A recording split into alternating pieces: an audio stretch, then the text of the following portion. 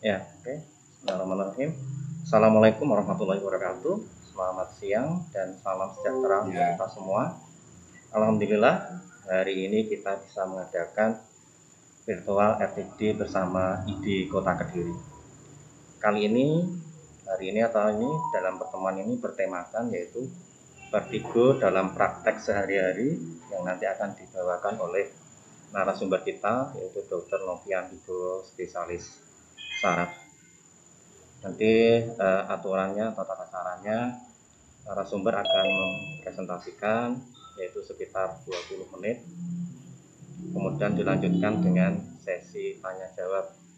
Untuk para peserta nanti sesi tanya jawabnya bisa melalui chat, biar enggak ini bisa ditulis di chat ya. Nah, kemudian dilanjutkan dengan sesi yang kedua yaitu dari produk nanti akan dibawakan oleh Bapak Sudomo dari PT Teksa, waktu kurang lebih sekitar 10 menit sampai 15 menit. Kalau nanti ada pertanyaan bisa dilanjutkan di sini. Oke, untuk kali ini saya persilahkan narasumber yang pertama yaitu Dr. Novian Wibowo, spesialis saraf.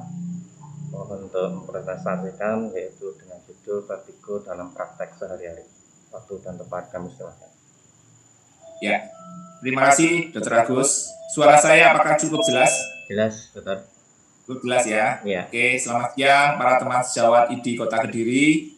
Pada kesempatan yang berbahagia ini kita akan belajar bersama-sama tentang kasus yang mungkin sering di dalam praktek kita sehari-hari yaitu tentang vertigo. Jadi seringkali orang datang itu kalau di dalam praktek sehari-hari mengatakan bahwa sakit kepala. Nah, titik ini kita harus bisa mendeskripsikan sakit kepalanya itu seperti apa, apalagi khusus di Kediri.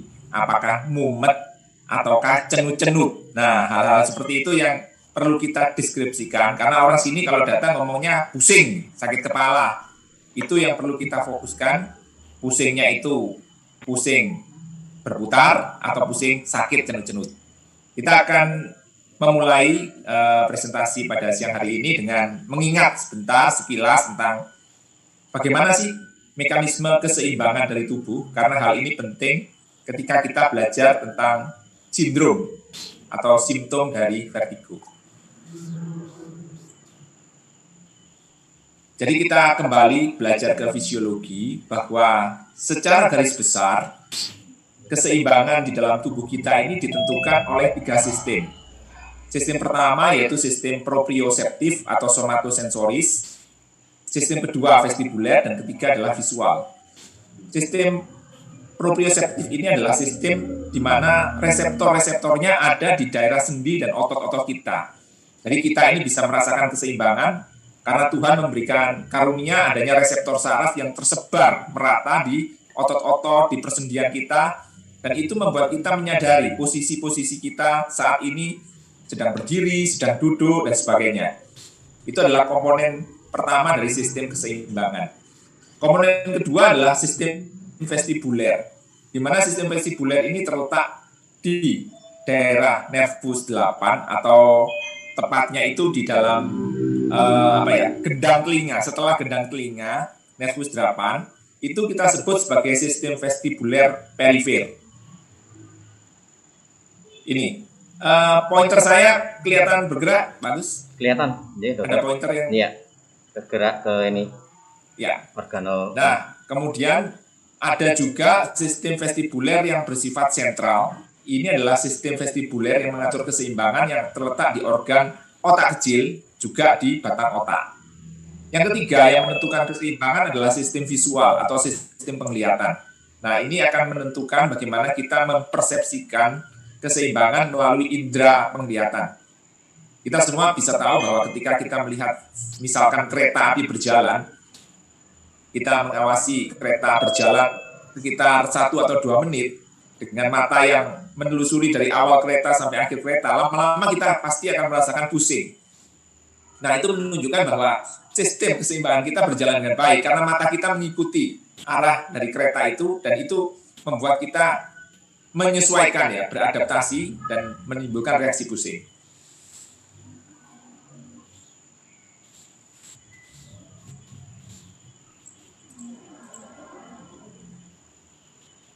Lalu dari beberapa sistem tadi, ya, dari mata, dari reseptor yang ada di sendi dan otot, dari sistem vestibuler yang ada di daerah pendengaran, semuanya bermuara ke susunan saraf pusat untuk memberikan suatu persepsi dari semua input sistem keseimbangan tersebut.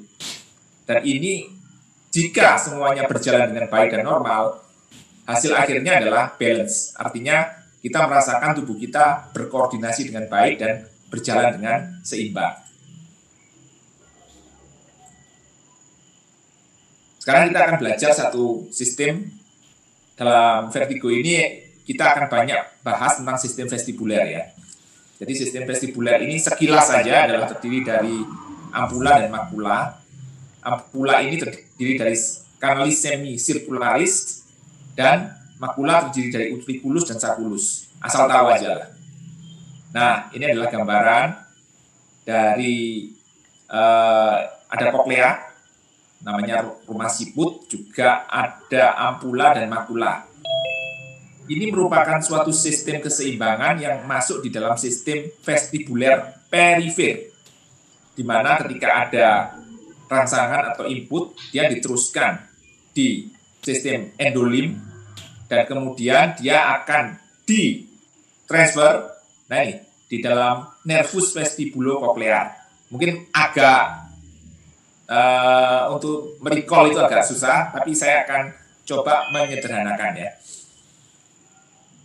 Nah, kira-kira seperti ini. Ini yang terjadi di dalam sistem kanalis semisirkularis. Kira-kira gini. Jadi di dalam sistem kanalis semisirkularis itu ada cairan namanya cairan endolim.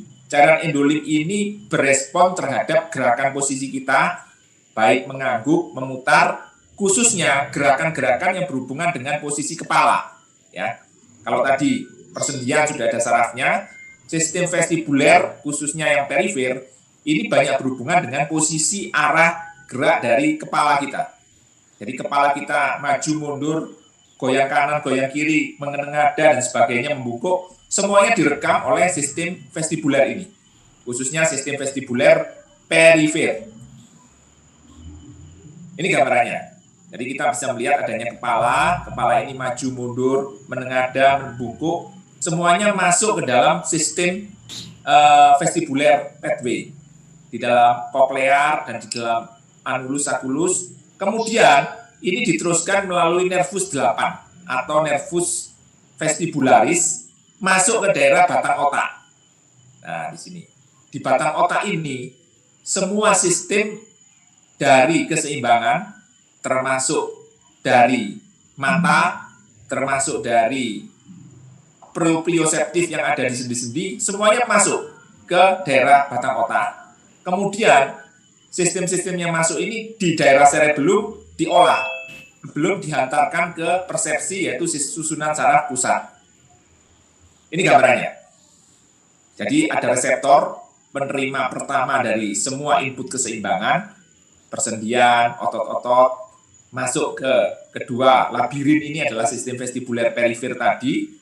Ada juga dari sistem input visual atau retina. Semuanya masuk ke daerah batang otak yang disebut sebagai bagian integrasi dari semua input keseimbangan. Di sini pusat integrasi itu adalah batang otak dan cerebellum. Kemudian dari integrasi ini semuanya disaring, talamus masuk ke korteks atau persepsi, pusat persepsi manusia yaitu korteks, di mana setiap input keseimbangan ini final akhirnya dipersepsikan di korteks atau susunan saraf pusat paling tinggi di otak kita. Karena kita sudah membahas tentang fisiologi, kita akan masuk ke dalam patofisiologi, bagaimana gangguan keseimbangan itu bisa terjadi ya.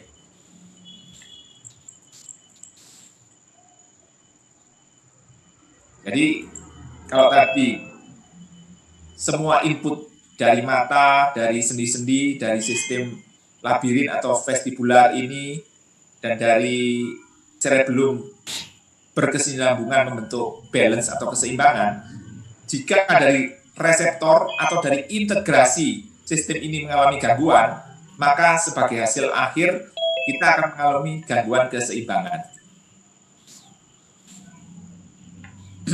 Ini tadi. Jadi kalau mulai ada gangguan reseptor, misalkan di mata visual, ini biasanya kita akan mengalami gangguan keseimbangan atau tidak enak jika kita ada penglihatan ganda. Jadi jika ada penglihatan double, maka kita akan merasa bahwa ada sensasi goyang ya. Nah, penglihatan ganda ini ada banyak penyebabnya. Hal-hal seperti ini tidak kita fokuskan untuk bahas pada hari ini. Khususnya pada hari ini yang sering kita bahas adalah jika ada gangguan di daerah vestibuler. Untuk persendian, sepintas juga ketika ada gangguan di daerah-daerah persendian oleh penyakit tertentu, nanti kita akan lihat sekilas, itu akan bisa menimbulkan gangguan atau perasaan gangguan keseimbangan. Kita masuk ke apa yang akan kita bahas pada siang hari ini ya, yaitu vertigo. Vertigo ini merupakan simptom ya.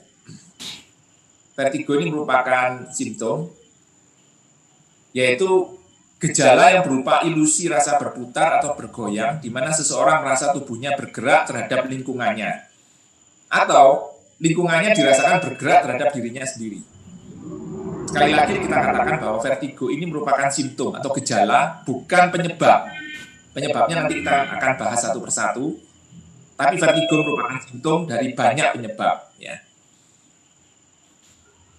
Nah, pada awalnya ketika kita ada di dalam praktek sehari-hari, pasien akan datang seperti yang sudah tadi saya katakan bahwa pasien datang dengan keluhan pusing biasanya.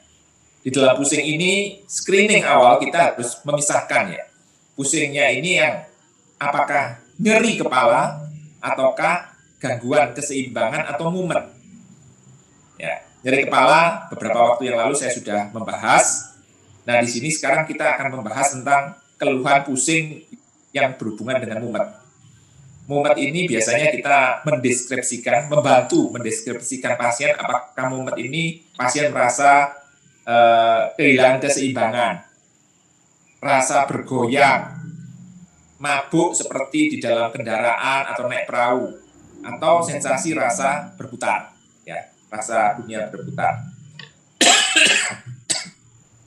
Nah, ketika pasien mengatakan ada rasa berputar, maka kita akan mendeskripsikan rasa berputar ini merupakan simptom vertigo. Kita akan men-screening lagi apakah vertigo itu disebabkan rasa berputar, rasa goyang, kehilangan keseimbangan itu dari persendian, dari gangguan mata, atau dari vestibuler. Rata-rata 80% yang datang ke dalam praktek sehari-hari adalah gangguan vestibuler. 20% baru gangguan, 10-20% baru gangguan karena persendian yang mengalami gangguan proprioseptif atau gangguan di mata ya. Nah, jika kita sudah bisa men-screening vertigo ini adalah vestibuler, kemudian kita membedakan vertigo vestibuler itu ada yang sentral, ada yang perifer. Kita akan bahas satu persatu ya. Ini tadi. Jadi ketika ada pasien dengan keluhan bergoyang, gangguan keseimbangan, berputar, pusing berputar, ini kita bedakan apakah vertigo tersebut merupakan vertigo vestibuler atau bukan vestibuler.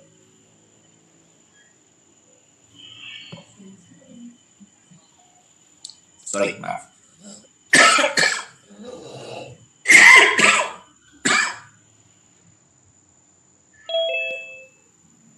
Jika bukan vestibuler, maka bisa ada beberapa bagiannya. Bisa karena nyeri kepala, bisa karena sinkop, bisa karena disequilibrium, bisa karena diplopia, ataupun psikogenik. Nah, di sini akan saya jelaskan. Mohon maaf, saya akan minum sebentar, tenggorokan kering gatal. Silakan dokter.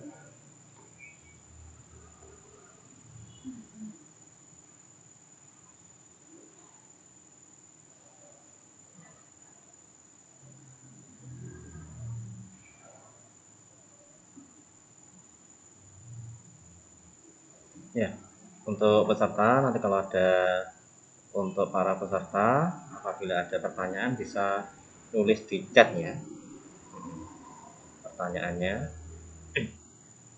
Nanti kalau ada waktu biar bisa dijawab oleh narasumber.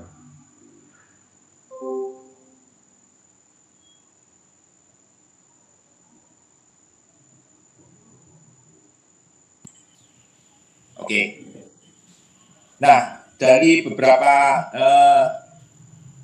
sensasi ketidakseimbangan tadi, yang paling sering di dalam praktek sehari-hari kita bisa men-screening antara lain sinkop ya. Sinkop ini pasien kadang-kadang akan mengeluh adanya gangguan keseimbangan. Intinya kalau sinkop ini biasanya berhubungan dengan perpindahan posisi. Jadi kalau pasien distensi berbaring, duduk berdiri ada gangguan dari ada selisih dari tensinya. Dan biasanya kalau sinkop ini ketika dia dibaringkan dalam posisi berbaring dari posisi berdiri itu mengalami perbaikan. Disequilibrium adalah gangguan keseimbangan yang disebabkan karena proprioseptif. Ini biasanya pada pasien-pasien dengan penyakit Parkinson. Lalu diplopia biasanya pada pasien-pasien dengan gangguan otot mata. Ini biasanya pada pasien diabetes ya. Gangguannya neuropati pada otot-otot mata atau pada pasien stroke. Sedangkan part psikogenik ini gangguan keseimbangan yang biasanya itu berubah-ubah dan pencetusnya jelas karena ada aspek emosional. Lalu kalau vertigo sendiri, di mana merasa lingkungan bergerak atau dia bergerak terhadap lingkungan atau lingkungan bergerak terhadap dirinya, ini kita akan fokus ke dalam vertigo vestibuler. Nah, ini ringkasannya. Vertigo vestibuler ini adalah vertigo yang sering kita jumpai dalam praktek sehari-hari, kira-kira 80% ya. Non vestibuler yang tadi sudah saya jelaskan, ini antara lain karena proprioseptif atau karena visual. Cirinya seperti apa? Kalau vestibuler ini biasanya berputar, goyang, sedangkan non vestibuler ini biasanya perasaannya adalah ketika ditanya adalah perasaan melayang. Tidak goyang atau berputar sejelas vertigo vestibuler. Lalu yang kedua, vertigo vestibuler biasanya memiliki waktu yang episodik. Sedangkan vestibuler biasanya panjang dan tidak teratur. Faktor pencetus vestibuler seperti saya katakan tadi adalah perubahan posisi kepala. Jadi kalau kepalanya miring ke kanan, dia kambuh, atau miring ke kiri, kambuh. Sedangkan kalau non vestibuler biasanya kepalanya ketika gerak ke kanan ke kiri dia tidak merasakan goyang, tapi biasanya kalau misalkan proprioseptif, ketika dia berdiri dia merasakan tidak seimbang, ataupun ketika dia melihat tanpa kepalanya bergoyang karena ada diplopia dia merasa pusing. Gejala penyerta biasanya vestibuler disertai dengan mual atau gangguan pendengaran. Sedangkan non vestibuler bisa sinkop, palpitasi atau ada pencetus stresnya. Ini lebih jelasnya, jadi saya jelaskan vertigo non vestibuler sudah saya jelaskan. Nah, kita masuk ke dalam vertigo vestibuler. Tadi sudah dibedakan vestibuler dan non vestibuler. Sekarang vertigonya adalah sistem vestibuler. Ini yang penting. Karena ini 80% yang datang ke praktek sehari-hari, kita bisa membedakan vertigo vestibuler itu antara vertigo sentral dan vertigo perifer. Dari anatomi, vertigo vestibuler sentral itu biasanya gangguannya di batang otak dan otak kecil. Sedangkan vertigo vestibuler perifer itu gangguan organnya ada di labirin dan nervus vestibularis. Seperti yang saya sudah jelaskan pada awal tadi, di rumah siput, di labirin, itu gangguannya adalah vertigo perifer. Ini dari vertigo vestibuler yang datang ke kita, 80% ternyata yang vertigo vestibular perifer ini menduduki kasus yang paling banyak, yaitu 80% dari kasus vertigo vestibular ini karena perifer. Dan baru 15% yang sentral. Dan yang sentral ini biasanya yang dikirim ke dokter saraf atau ke rumah sakit. Yang perifer ini biasanya kita bisa mengatasinya sehari-hari.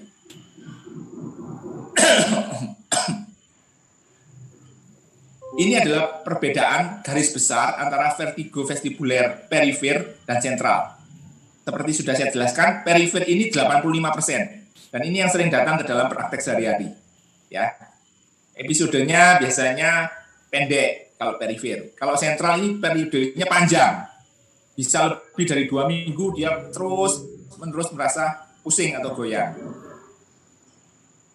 Onsetnya biasanya sama-sama mendadak, atau kalau sentral ini berangsur-angsur vertigonya makin lama makin berat dan lebih dari 2 minggu sampai 1 bulan. Itu biasanya menunjukkan adanya tumor. Gangguan keseimbangannya kalau perifer biasanya ringan, kalau sentral lebih berat. Nah ini yang penting. Kalau vertigo perifer biasanya mual muntahnya dan rasa berputarnya itu lebih hebat daripada vertigo sentral. Jadi kalau datang pasiennya masih muda, rasa berputarnya sangat hebat, itu curiga ke vertigo perifer. Tapi vertigo perifer ini, walaupun gejalanya tampak lebih berat, sembuhnya lebih cepat. Biasanya 2-3 hari baik. Sedangkan vertigo sentral, walaupun tidak seberat vertigo perifer, dia memakan waktu berbulan-bulan, bahkan sampai bertahun-tahun bisa menetap.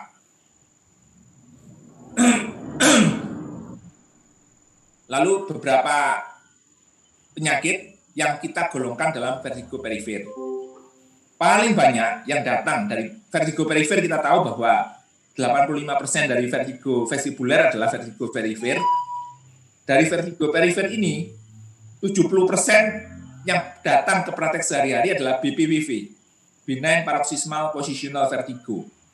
Ini seringkali pada orang-orang muda, tahu-tahu merasa pusing. Ya, biasanya pusingnya bisa diprovokasi dengan perpindahan posisi kepala. Yang kedua adalah Meniere. Meniere ini juga pusing, tapi disertai dengan gangguan pendengaran. Lalu ada yang namanya vestibular neuronitis. Ini pusing hanya kalau BPPV ini biasanya dalam waktu 2-3 hari dia membaik. Kalau vestibular ini biasanya memakan waktu 2 minggu. Karena vestibular ini biasanya karena adanya infeksi ya, adanya infeksi. Lalu adanya akut labirintitis, ini lebih parah lagi, ini karena adanya infeksi viral atau bakteri. Kalau vestibular ini ada inflamasi ya. Yang lain-lainnya jarang. Lalu vertigo sentral. Nah, vertigo sentral ini ada beberapa hal yang bisa menyebabkan terjadinya vertigo sentral, yaitu migrain. Ini yang mungkin unik ya. Jadi migrain ini yang biasa kita kenal biasanya adalah nyeri kepala, separuh, berdenyut. Tapi ada juga migrain yang bisa bermanifestasi seperti vertigo, walaupun jarang. Jadi modelnya, polanya seperti pola migrain dari onset. Jadi kalau vertigo BPPV kan mendadak, terus-menerus, 2-3 hari sembuh. Kalau vertigo karena migrain atau migrain basiler, ini biasanya seperti migrain. Jadi episodik. Dia bisa vertigo sekitar 2-5 menit, kemudian hilang. Besoknya bisa muncul lagi. Jadi modelnya seperti serangan migrain, tapi gejala yang timbul, kalau migrain pada umumnya adalah nyeri kepala berdenyut satu sisi, ini yang timbul adalah vertigo. Lalu yang kedua, yang sering sekali vertigo karena sentral adalah vaskuler. Ini stroke ya. Jadi stroke yang mengenai batang otak maupun cerebellum, ini juga memberikan gejala vertigo. Hanya biasanya kalau stroke disertai dengan defisit neurologis yang lain, misalkan ada hemiparese dan sebagainya. Lalu ini yang jarang, yaitu autoimmune disease, multiple sclerosis, dan vestibular epilepsi. Epilepsi yang memberikan gejala seperti vertigo, tapi ini adalah sangat jarang. Yang penting adalah ini juga, yaitu tumor. Tumor yang terkena di cerebellum namanya CPA tumor, ini juga seringkali menimbulkan vertigo. Biasanya gambarannya adalah vertigo ini gradual. Jadi ketika datang pertama ringan, datang kedua makin berat, disertai dengan gangguan pendengaran, dan mungkin disertai juga dengan gangguan kelumpuhan satu atau dua ekstremitas. Bedanya dengan vertigo sentral karena vaskuler, kalau vaskuler atau stroke itu kejadiannya mendadak, tapi kalau vertigo karena tumor, ini kejadiannya gradual, jadi pelan-pelan. Ini lebih jelas lagi, yaitu durasi kalau BPPV singkat, kurang 60 detik, dan diprovokasi pada posisi tertentu. Labirintitis didahului infeksi, jadi ada infeksi saluran pernapasan atas, kemudian vertigo, ada demam, kita curiga dia ada infeksi di daerah labirin. Kalau penyakit Meniere, yang dominan adalah gangguan pendengaran. Jadi ada vertigo, tidak seberat BPPV, tapi ada gangguan pendengaran. Dan ini bisa terjadi beberapa jam sampai beberapa minggu. Vestibular neuronitis, ini intensitas meningkat beberapa jam, berakhir dalam beberapa hari, biasanya karena viral, mual muntah, tapi keluhan telinga lainnya nggak ada. Beda dengan Meniere, jadi ini tidak ada keluhan atau gangguan pendengaran. Nah, akustik neuronoma ini yang tadi, jadi vertigo karena tumor tadi. Vertigo karena migrain tadi, ada nyeri kepala, karena stroke, mendadak, tahu-tahu vertigo. Kalau stroke-nya perdarahan ya disertai dengan gangguan kesadaran, tapi kalau vertigonya karena stroke sumbatan, biasanya ada baal, ada gangguan penglihatan, ada gangguan kelemahan ekstremitas. Sama, dan yang terakhir mungkin ada vertigo yang disebabkan oleh karena trauma. Tapi ini kita biasanya jelas, karena trauma itu kita ketika anamnesa tahu pasien habis jatuh, istilahnya ada yang dinamakan post concussion syndrome. Jadi artinya vertigo itu muncul setelah dia cedera kepala, habis kecelakaan, cedera kepala sedang atau ringan atau berat, kemudian dia bisa mengalami vertigo sampai kira-kira 3-6 bulan. Pencetusnya karena adanya trauma ini ya.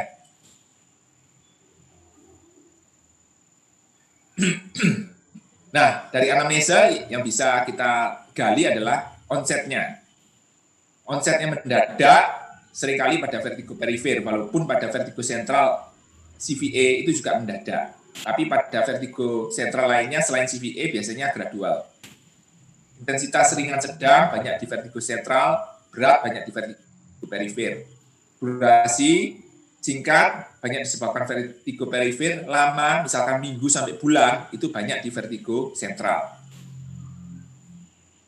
Karakteristik sensasi gerakan, arah sensasi jika menetap pada posisi tertentu banyak ditemukan pada vertigo perifer, jika arah sensasinya tidak menentu banyak pada vertigo sentral.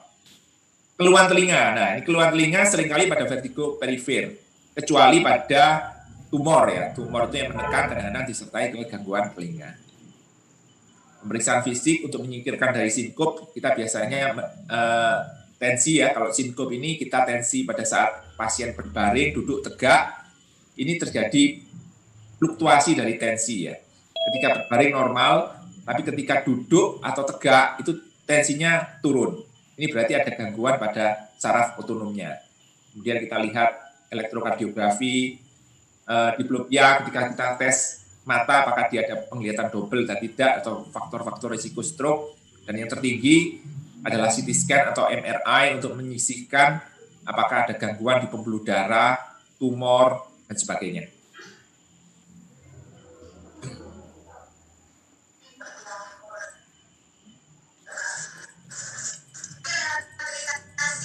Bentar ya.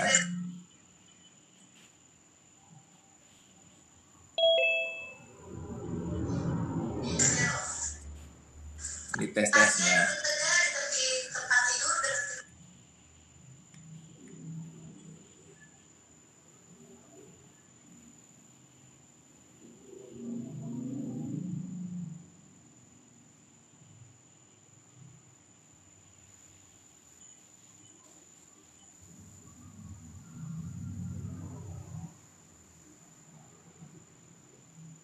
Nah,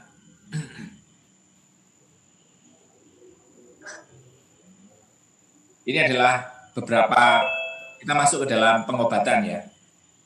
Dalam pengobatan ada beberapa hal yang perlu kita perhatikan untuk vertigo, yaitu farmakoterapi dan non-farmakoterapi. Biasanya non-farmakoterapi dilakukan oleh dokter rehabilitasi medis, ada beberapa pelatihannya. Pada kesempatan kali ini saya ingin membahas tentang terapi farmakologis dari pemilihan beberapa macam obat untuk vertigo ya. Pertama adalah golongan-golongan yang namanya vestibular supresan, jadi menekan aktivitas dari vestibuler. Ini terdiri dari golongan obat antikolinergik, antihistamin, dan benzodiazepin. Dalam praktek sehari-hari, yang sering kita pakai adalah golongan antihistamin.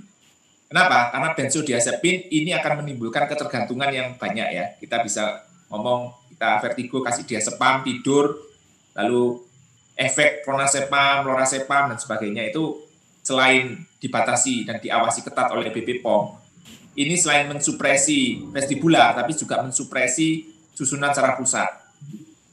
Antikolinergik ini efek sampingnya, jadi bisa menimbulkan efek samping yang tidak mengenakan, mulut kering, berdebar-debar, dan sebagainya. Sehingga arah sekarang yang kita pakai banyak ke arah antihistamin. Nah, antihistamin ini adalah bekerja di neurotransmitter vestibuler, menekan reseptor H1, H2, sehingga vestibuler itu kehilangan kepekaan. Antihistamin yang paling sering kita pakai untuk menekan vertigo adalah dimenhidrinat. Ini sebenarnya banyak macam, tapi kalau kita pakai obat itu, pasien kadang-kadang meremehkan, karena sebenarnya obatnya beredar itu antimo ya. Jadi antimo itu murah, meriah, cepat. Nah, biasanya kalau pasien dikasih antimo, kalau antimo aja saya juga bisa berdiri sendiri, dok. Sehingga kadang-kadang di dalam obat-obat lain, dimenhidrinat ini dikemas dengan nama-nama yang berbeda-beda. Tapi intinya antimo. Hati-hati pada pasien glaukoma, ini aja. Glaukoma dan gangguan retensi urin seperti BPH dan sebagainya. Walaupun dia antihistamin, tapi tetap dia memiliki efek antikolinergik ya. Jadi biasanya ketika kita kasih dimenhidrinat ini bisa ngantuk, bisa mulut kering, dan kadang-kadang ada sembelit. Dosisnya 3x1 maksimal. Rata-rata maksimal 3x1. Kalau misalkan vertigonya kurang, kita bisa kurangi lah. Lalu yang kedua, antihistamin juga CA channel blocker. Nah, ini golongannya sin-sin ya, ada sinarisin, flunarisin, dan sebagainya. Ini memiliki efek antihistamin dan CA channel blocker ini untuk menekan input saraf di vestibuler. Ini juga kita pakai sebagai obat-obat untuk vertigo perifer.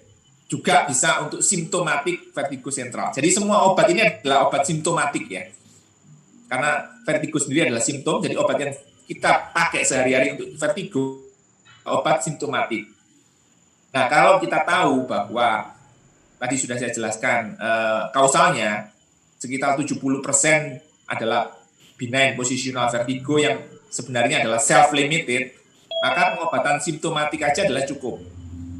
Peran kita adalah menyeleksi apakah ini adalah vertigo yang self-limited atau vertigo yang perlu dirujuk karena dia adalah vertigo sentral.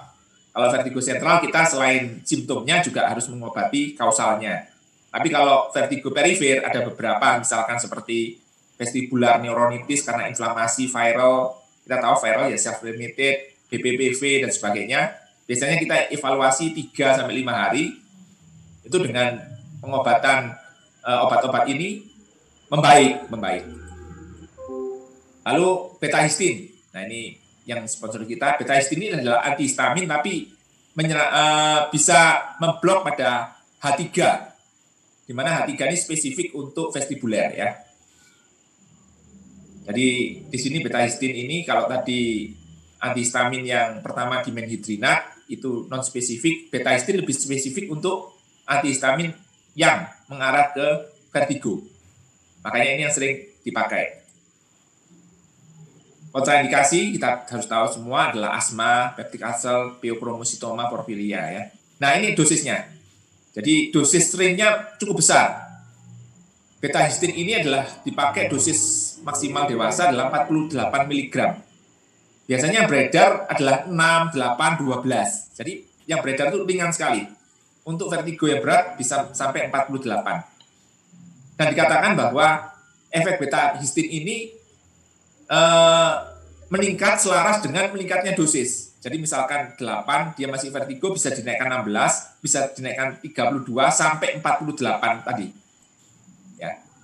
Jadi sampai 48 tadi, ini sejalan dengan menaiknya dosis. Tapi tetap diperhatikan efek samping, karena efek samping semua antihistamin itu adalah efek samping antikolinergik tadi. Jadi ngantuk, mulut kering, dan sebagainya, itu pasti akan meningkat bersamaan dengan meningkatnya dosis. Dan dikatakan bahwa biasanya kita mengevaluasi 1-3 hari dari pemakaian obat-obatan vestibular supresan ini. Kalau 1-3 hari tidak ada perkembangan, ada baiknya kita bisa merefer ke pusat rujukan yang lebih tinggi.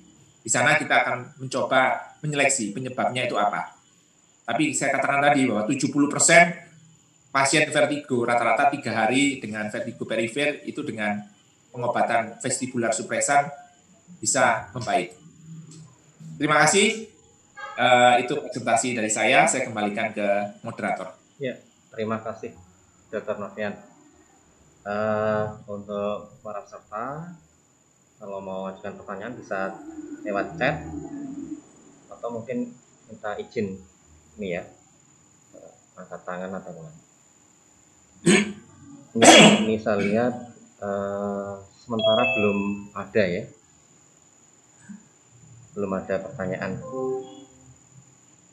Kalau seperti itu apa Deksa presentasi sampai ya? nanti kita tunggu pertanyaan yang muncul ya? Iya. Ya. Oke. Sementara kita lanjut dari presentasi produk dari PT Deksa Medika kepada Bapak Sudomo, saya persilahkan.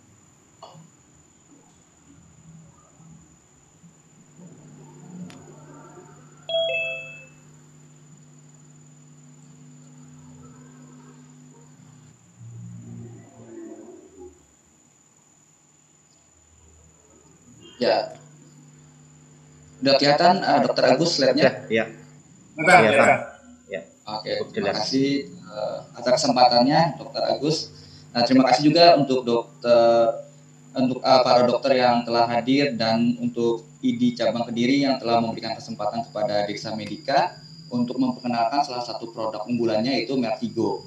Di mana Mertigo ini mengandung zat aktif yaitu beta-histin. Nah, dia merupakan analog dari antihistamin yang telah tadi dijelaskan oleh dokter mengenai beta-histin. Nah, di sini ini adalah perbedaan antara beta-histin masilat dengan beta-histin HCl. Nah, di mana beta-histin masilat ini mempunyai berat molekul yang lebih besar dibandingkan dengan beta-histin HCl. Untuk dosis yang sama diperlukan berat lebih banyak daripada beta-histin HCl, dan sifat keasaman dari beta-histin HCl itu lebih tinggi dibandingkan dengan beta-histin masilat ya. Jadi untuk penggunaan pada pasien yang dengan gangguan lambung itu lebih direkomendasikan menggunakan beta-histin masilat. Nah, ini kita lihat dari beta-histin ya, dari aktivitasnya yaitu sebagai agonis parsial pada reseptor H1 di sentral dan sebagai antagonis pada reseptor H3, sehingga dia dapat menghambat pada autoreseptor ini sehingga menyebabkan fasilitas transmisi neuron histaminergik. Ya, mungkin saya akan agak lebih cepat ya karena dikejar-kejar waktu juga ya dokter ya. 45 menit ya dokter ini batas pemakaiannya. Enggak. Bisa setting 2 jam. Oh, 2 jam. Oke. Berarti bisa lebih santai ya dokter ya. Oke. Jadi kalau dilihat dari efeknya untuk beta-histin ini, dia bersifat bisa sebagai vasodilatasi otak dan perifer. Juga dia bisa menghambat filling neuron polisynaptic nucleus vestibularis lateralis dan memendahkan pada masa nistagmus.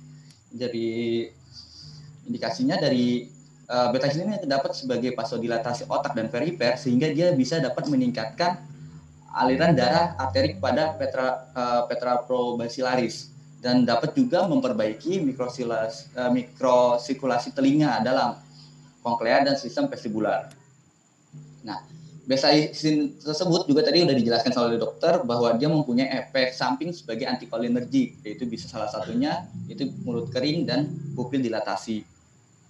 Nah, diindikasikannya untuk vertigo ini yaitu untuk vertigo dan dizziness atau akibat tekanan endolimpatik telinga dalam yang meningkat, seperti kasus sindrom Meniere, vertigo perifer dan vertigo sentral, di mana penggunaan untuk vertigo SR sendiri untuk dewasa yaitu satu tablet Sultan Lilis 12 mg yang mengandung beta histin masilat 2 kali sehari diberikan secara oral sesudah makan.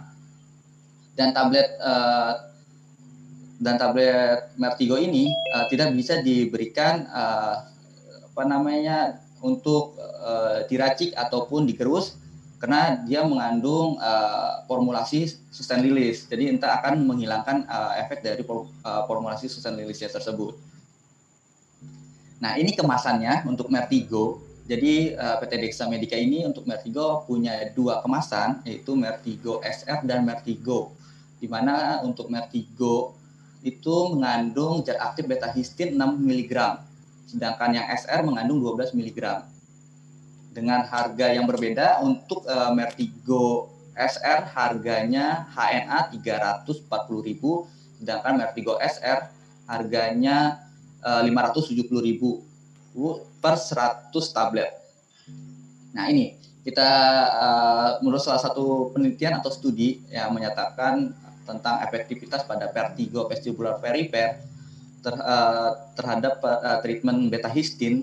Di sini dinyatakan bahwa terapi dengan beta histin selama 3 bulan mampu menurunkan frekuensi serangan vertigo pada penyakit Meniere dan maupun pada penyakit positional proximal vertigo atau yang sering disingkat sebagai PVV secara signifikan dibandingkan dengan placebo.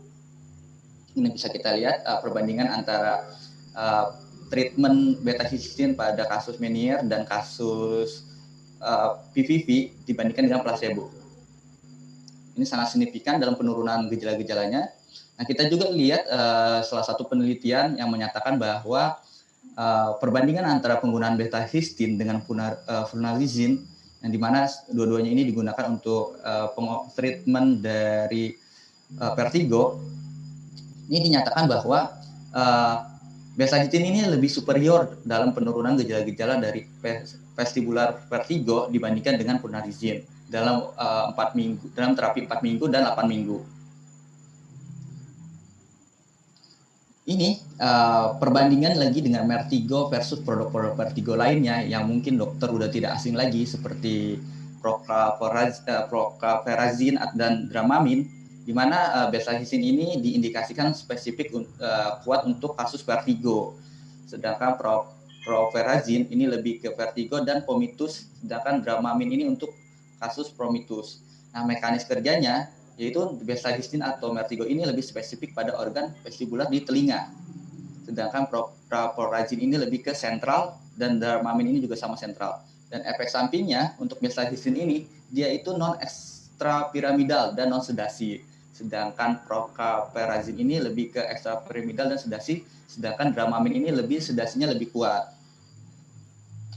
Nah, Vertigo SR ini dia itu merupakan teknologi lepas lambat yang dimana Susten Lilis ini adalah tablet atau kapsul yang diformulasikan sedemikian rupa sehingga larut perlahan bersamaan dengan pelepasan obat dalam jangka waktu tertentu hingga mencapai kadar stabil dalam plasma darah. Nah, tujuan dibuatnya Susten Lilis yaitu untuk mempersingkat dosis dan memperpanjang durasi kerja obat. Nah, kita bisa lihat di sini dengan menggunakan teknologi Susten Lilis atau pelepasan lambat, kurva obat yang warna kuning ini kelihatan lebih stabil. Nah, sehingga Susten Lilis ini memungkinkan pelepasan obat secara perlahan-lahan dari sediaan sehingga kadar obat dalam plasma dapat bertahan dalam jangka waktu yang panjang atau dalam waktu tertentu. Sehingga demikian dosis menjadi lebih praktis dan durasi kerja obat menjadi lebih panjang dibandingkan dengan penggunaan yang konvensional di mana dosisnya ini turun naik, jadi nggak stabil untuk kadar obat dalam plasmanya dalam jangka waktu tertentu. Nah, ini dari kesimpulan semuanya mengenai Vertigo atau Beta-Histine, yaitu dia bekerja, Beta-Histine ini bekerja pada organ vestibular. Ya, yang tadi sudah dijelaskan oleh dokter bahwa bahwa kasus-kasus vertigo 85%-nya itu vertigo vestibular. Yang sisanya 15%-nya itu vertigo non vestibular. Dan tidak menimbulkan efek samping ekstrapiramidal, itu efek samping yang mungkin dokter udah nggak asing lagi, efek samping piramidal, dan tidak mengganggu aktivitas psikomotor. Nah, sekian mengenai perkenalan produk PT Dexa yaitu Vertigo. Kebetulan produk ini udah tersedia di apotik-apotik yang ada di Kediri. Ya, untuk itu saya kembalikan kepada moderator. Ya, terima kasih Pak Sudomo. Oke, ini sudah ada 4 pertanyaan yang masuk, Dokter Novian. Ya. Nah, saya bacakan satu persatu ya. Oke. Yang pertama. Baca satu saya jawab itu aja ya. Oh ya. Jawab satu saya jawab satu ya. Oke. Yang pertama dari Dokter Dini Hapsari. Dokter, apakah ada kemungkinan stroke terjadi murni di cerebellum? Jika iya, bagaimana penanganan diagnosanya bila tidak ada gejala stroke lainnya? Oke. Kemungkinan stroke murni di cerebellum ada. Jadi memang kalau terkena pembuluh darah yang spesifik vertebrobasiler yang memvaskularisasi cerebellum, itu memang terjadi stroke di cerebellum. Penegakan diagnosanya bila tidak ada gejala stroke lain, golden standard dari penegakan diagnosa stroke adalah CT scan ya. Jadi dengan CT scan itu kita bisa mengetahui area mana yang terkena. Mungkin gejalanya. Biasanya gejala stroke pada cerebellum ini karena cerebellum yang terkena, bila sumbatan, itu biasanya gangguannya adalah gangguan keseimbangan. Jadi pasien ada gangguan keseimbangan, tapi mungkin bisa vertigo, hanya lebih ke arah goyang ya, tidak model mutar seperti BPPV. Kejadiannya sama karena cerebellum ini CVA ini adalah vaskuler, maka kunci gangguan vaskuler ini adalah mendadak. Jadi stroke pada cerebellum pasti mendadak. Lalu kita biasanya mengklasifikasikan apakah stroke ini perdarahan ataukah stroke ini sumbatan, karena treatmentnya berbeda. Biasanya kalau sumbatan gejalanya tidak seberat pada perdarahan, tapi tergantung juga sumbatannya besar atau kecil.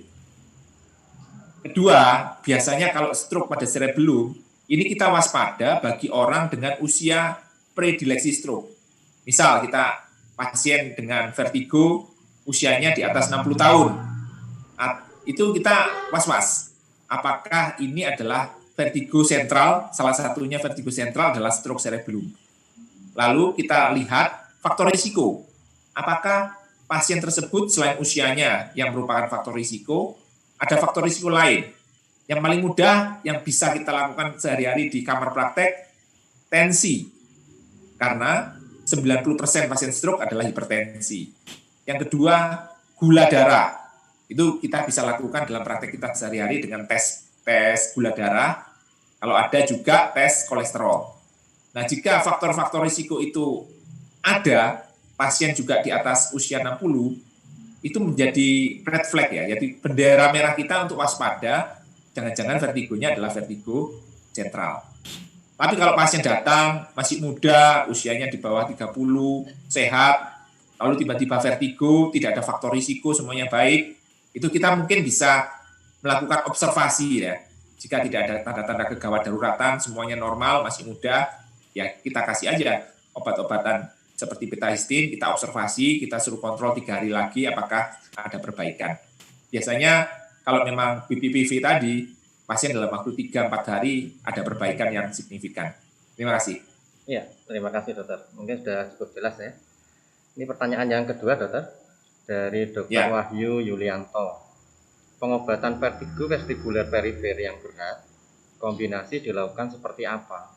Atau bagaimana? Atau tunggal dulu sampai dosis maksimal? Oke, jadi kita tahu tadi bahwa ada beberapa obat vestibular supresan dengan berbagai macam jenis. Dan masing-masing jenis itu ada yang overlap, ada yang memiliki titik tangkap yang berbeda. Ada yang antihistamin, ada yang antikolinergik, dan ada juga yang CA channel blocker. Jadi ini seni ya, seni dalam pengobatan. Tidak ada aturan bahwa obat istilahnya anti vertigo itu dilarang untuk dikombinasi. Beda dengan misalkan epilepsi. Kalau epilepsi itu biasanya kita pakai single dose, kita tingkatkan maksimal, kalau nggak berespon baru kita tambah double dose karena untuk menghindarkan efek samping. Tapi kalau pada obat vertigo ini belum ada protokol, tidak boleh digunakan bersamaan. Jadi boleh digunakan bersamaan, tapi kalau misalkan kita dengan satu macam preparat aja pasien tersebut bisa tertangani, itu pun baik. Misalkan pasien, ya kita kalau ngomong BPJS ya pertama ya pakai dimenhidrinat ya yang ada di situ, ya kita kalikan 3x1 dosis maksimal, kalau dalam waktu 2-3 hari membaik ya sudah.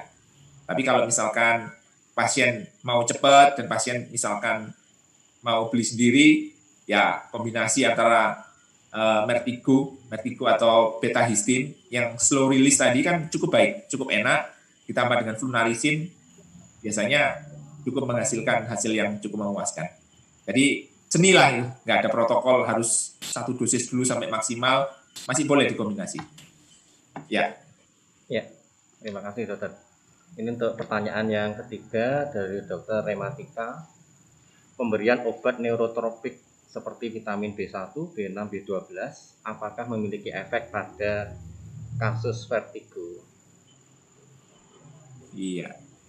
Jadi kalau kita lihat secara patofisiologi dari vertigo tadi, kelihatannya memang tidak memiliki peran ya dari obat-obat neurotropik untuk pengobatan vertigo. Karena kita tahu tadi bahwa vertigo khususnya vestibuler itu adalah biasanya terutama adalah inflamasi pada daerah endolim dari organ-organ vestibuler. Nah, inflamasi ini agak jauh berhubungan dengan neurotropik vitamin. Gitu. Iya. Saya lanjutkan lagi dokter ya. Pertanyaan yang keempat dari dokter Wisnaningsih. Dok mau tanya untuk kasus-kasus vertigo usia lansia di atas 60 tahun. Sebaiknya bagaimana tata laksananya? Apabila kita beri dengan betahistin, mesilat, terus ada di inhead, bisa kita beri sampai berapa hari? Atau setelah 3 hari bisa PRN saja? Oke. Jadi vertigo usia lansia, apalagi di atas 60 tahun ini menjadi perhatian khusus kita. Karena predileksi dari usia itu, apalagi kalau memiliki faktor risiko yang sudah saya sebutkan tadi, adalah predileksi kadang-kadang bisa terjadi vertigo sentral, biasanya sih karena vaskuler atau stroke. Jadi stroke bisa menyebabkan vertigo, apalagi kalau stroke-nya terkena di organ vestibuler sentral ya. Nah, jadi tata laksananya kita pertama harus benar-benar bisa mengklasifikasikan pasien yang usia 60 tahun ke atas ini vertigonya perifer atau sentral. Itu yang pertama. Kedua, betahistin, dipenhidrinat, lalu flunarisin, sinarisin, semuanya adalah obat simptomatik. Jadi, pada saat vertigo, kita boleh saja memberikan obat itu karena adalah simptomatik. Selain kita akan memberikan obat kausal kalau misalkan dia kena CVA. Lalu obat simptomatik tadi ada aturan bahwa pemberian adalah 3-4 hari untuk simptomatik. Memang kadang-kadang untuk kasus-kasus khusus bisa diberikan dalam jangka waktu lama, tapi kita tetap memperhatikan efek sampingnya. Nah, setelah 3 hari kalau membaik, PRN bisa. Justru PRN ini biasanya diberikan supaya menghindarkan dari efek samping yang berkepanjangan. Gitu, Pak. Iya, terima kasih dokter. Dokter ini masih ada pertanyaan, mau dilanjut atau? Ya, lanjut ya? aja dong. Ya. Ini melanjutkan dari pertanyaan dokter Dini yang tadi dokter. Untuk kasus yang stroke pada cerebellum tadi. Apakah ada terapi khusus jangka panjang yang aman untuk memperbaiki gejala vertigo bila gejalanya menetap? Apakah ada tempat untuk neurotropik dan vitamin lain? Terima kasih. Ya. Jadi pada dasarnya obat-obat vertigo ini relatif aman karena efek sampingnya adalah antikolinergik, yaitu ketidaknyamanan pada mulut. Kalau dia tidak ada efek samping lain, misalkan gangguan jantung yang bisa dipicu karena efek antikolinergiknya, biasanya obat-obat anti vertigo ini bisa digunakan dalam jangka waktu yang lebih panjang, asal dengan dosis yang minimal ya. Dosisnya bukan dosis besar. Kalau dosis besar itu hanya beberapa hari, tapi dosisnya seminimal mungkin. Lalu pasien tersebut dia latih fisioterapi, dan untuk pasien stroke yang kadang-kadang gejala ketidakseimbangannya bisa seumur hidup, itu psikoterapi memegang peranan. Jadi pasien diminta bisa menerima keadaan seperti ini. Karena biasanya pasien bisa ke dokter, berjalan dan sebagainya, tapi sensasi rasa bergoyangnya itu yang akan mengganggu dia. Nah, sensasi ini selama dia masih bisa melakukan aktivitasnya sehari-hari, kita minta dia untuk bisa menerima hal ini. Karena kalau dia minta dengan dosis berapapun, kalau dia kena organnya karena stroke dan sebagainya, diberikan dosisnya meningkat seberapapun, itu tidak akan memperbaiki gejala. Hanya efek samping yang akan kelihatan. Lalu tempat untuk neurotropik, vitamin, dan lain-lain, kalau dilihat dari mekanisme dan patofisiologi mungkin tidak terlalu berperan. Gitu. Iya, terima kasih. Ini ada pertanyaan lagi dokter dari Dr. Peter Santoso. Selamat siang dokter, mohon izin menanyakan terkait penatalaksanaan vertigo non-farmakologi. Seberapa efektif dokter? Ya, jadi penatalaksanaan vertigo non-farmakologis ini cukup efektif untuk vertigo-vertigo yang agak lama ya.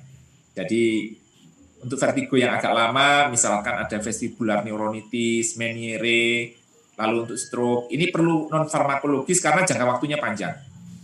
Hanya untuk vertigo yang akut, biasanya terapi non-farmakologis ini jarang memegang peranan, karena pasien datang pengennya pusingnya itu segera diobati. Sedangkan terapi non-farmakologis ini justru memacu orang itu melakukan adaptasi terhadap keseimbangannya yang mengalami gangguan. Jadi diprovokasi. Nah, diprovokasi ini kadang-kadang nggak enak, karena dia kadang-kadang akan diprovokasi sampai kadang-kadang timbul gejala vertigonya lagi. Ini yang kadang-kadang, kalau untuk vertigo yang panjang, mungkin itu bisa dilakukan untuk adaptasi. Misalkan, sederhananya, kalau kita naik kapal laut ya, pada saat naik kapal 1-2 hari pertama kan kita bisa mengalami mabuk ya, kayak vertigo. Tapi karena ada teori adaptasi dari keseimbangan kita, hari ketiga, hari keempat, lama-lama kita sudah beradaptasi dan tidak vertigo lagi. Nah, ini yang prinsip yang diambil oleh penatalaksanaan vertigo non-farmakologi. Hanya kalau kita pasien ke praktek kita sehari-hari, kita suruh non-farmakologi, pasti pindah ke teman sejawat lain, nggak sembuh deh. Yes. Kalau dia vertigo, dia maunya diberikan obat, dan obat itu bisa meredakan vertigonya. Apalagi kalau BPV vertigonya 3 hari, kita suruh non-farmakologi dulu, wah, lari pasiennya. Kasih aja langsung obat-obat untuk meredakan. Ya. Ya, ini sepertinya pertanyaan terakhir, dokter. Dari Dr. Ferdila Putri. Dok, untuk vertigo disertai muntah, apakah diperlukan tambahan antiemetik untuk meringankan muntahnya? Kalau vertigo biasanya rata-rata disertai mual atau muntah ya. Dan obat-obat dimenhidrinat atau antikolinergik itu memiliki efek antiemetik juga. Jika muntahnya tidak terlalu profuse, itu cukup dimenhidrinat dan anti vertigo cukup. Tapi kalau muntahnya profuse, baru kita bisa menambahkan. Boleh, intinya sih boleh ditambahkan antiemetik. Seperti Pripran, metoclopramid atau domperidone bisa.